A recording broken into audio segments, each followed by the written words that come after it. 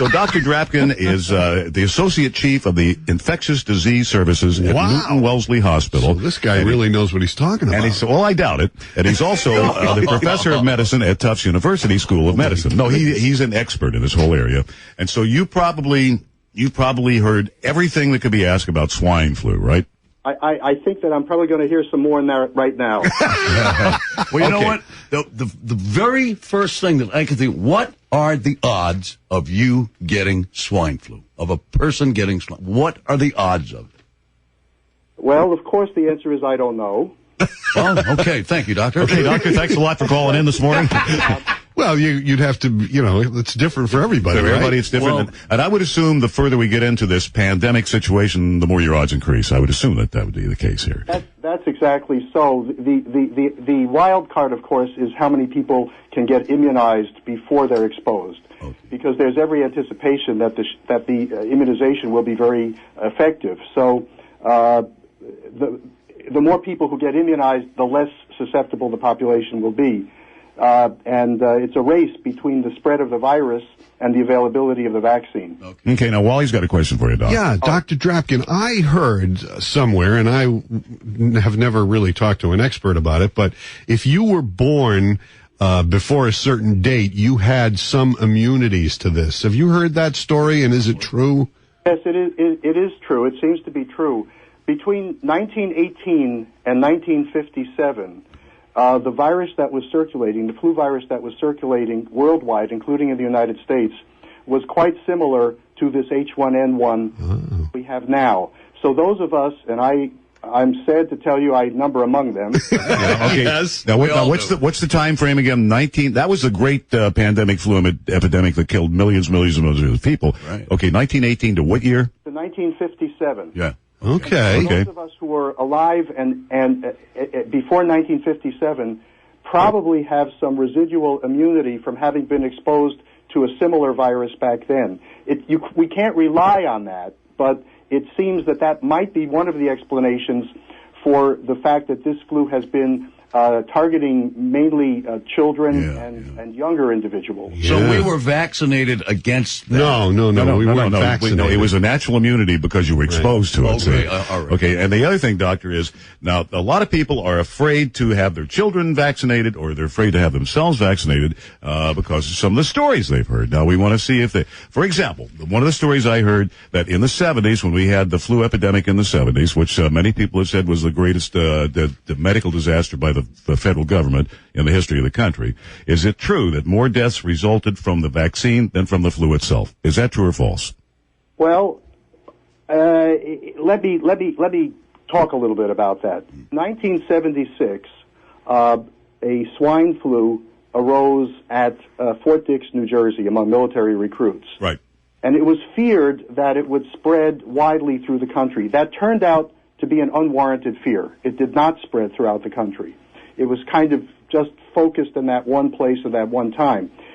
A vaccine was produced uniquely for that particular strain, and about 1 out of 100,000 people who got that flu vaccine, 1 out of 100,000 came down with an illness called Guillain-Barré syndrome, which is a serious neurologic illness. Mm-hmm.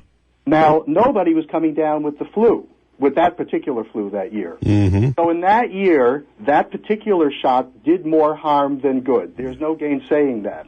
But 1 out of 100,000, I mean, that's like going into, dare I say, Yankee Stadium. Yeah. Dominic, you're listening? That's like going into Yankee Stadium when it used to seat 100,000. I think the new one doesn't seat 100,000. No, right. And thinking that I want to meet, Dominic there at Yankee Stadium, but I'm blindfolded. Right. And I walk in there and I walk around and I touch the first person in front of me, and it's Dominic. Oh. What are the odds of that? Yeah, right. Right. It might depend on how much Dominic weighs. Okay, He's not this true. Doctor, I got another question for you. There's so many things about the flu, and what is the difference? What are the symptoms that are going to determine the difference between the swine flu and the regular seasonal flu? What do you really look for? Well, the symptoms are exactly the same. They're exactly the same. The problem is, of course, that with the new H1N1, more people will probably get infected because they don't have protection. The symptoms are exactly the same. Basically, there are two kinds of symptoms: fever and respiratory symptoms. What are respiratory symptoms? Anything from a sore throat to a cough to unfortunately sometimes difficulty breathing. Even the sniffles. But if any of those comes along with fever, defined as 100.2 or higher, you have to be concerned about either seasonal flu, which is not around yet this year, probably will come later, or the H1N1. It's interesting. Instances where people, like the common cold. All those symptoms kind of work that way too. A lot of people are going to figure they're going to panic and say, "Oh no, I got the swine flu." Who's that coughing over there? That's me. That's sorry. Yeah. He's got it, so you know. That's why the one mentions the fever part, because it's very uncommon for the common cold to result in a fever of 100.2 or higher. Okay. Is there any chance you could get seasonal flu and swine flu at the same time? Oh my God. Oh jeez. Well, as a doctor, whenever anybody asks, is there a chance of so-and-so, of course the answer is yes, but the question is, what is the likelihood? What is the probability of it? Right now, if you come down with the flu, right now, there's almost no seasonal flu circulating. So one can make a very accurate assumption that you have the H1N1, what's been called swine flu. Later on in the season, it's anyone's guess as to what's going to happen. The regular flu usually peaks in February or March.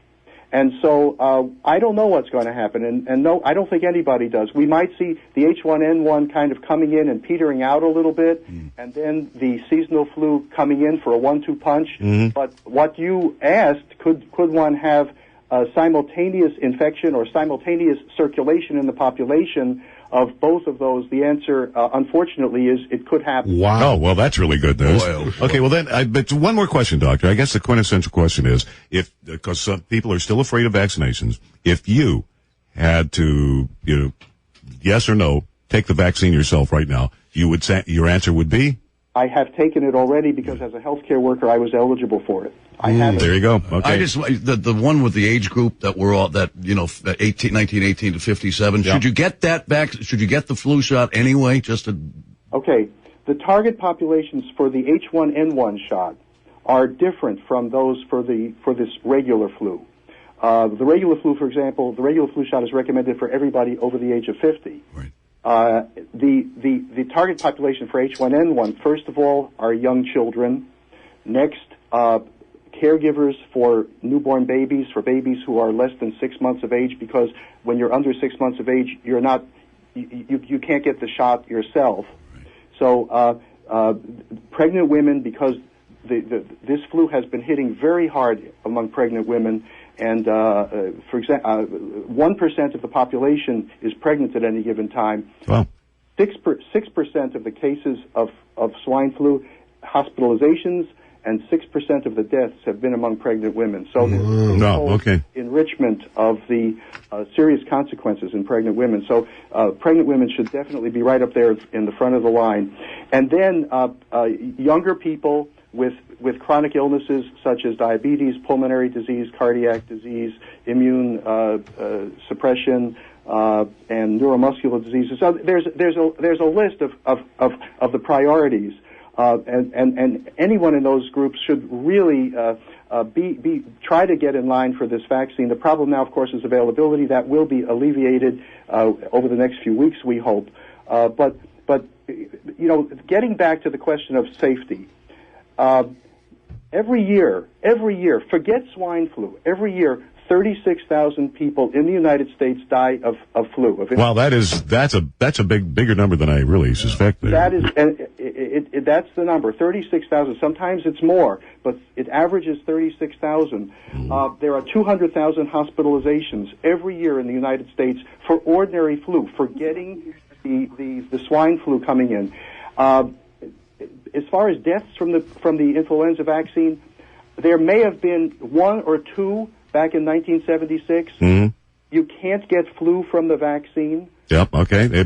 Because it's a dead virus, right? Oh, I took that vaccine once back in 1982, and I got the worst flu 3 days later. Okay. Well, Doctor, we're running out of time here, but we thank. Absolutely true. But you were going to get the flu anyhow. Doctor, we're running out of time, but we thank you very much for joining us this morning here. Thank you very much. And thanks for your advice. Okay. Be well. Take care. Okay. Thank you. Loren and Wally, mornings from 5:30 until 10 on 105.7 WROR. On 105.7 WROR.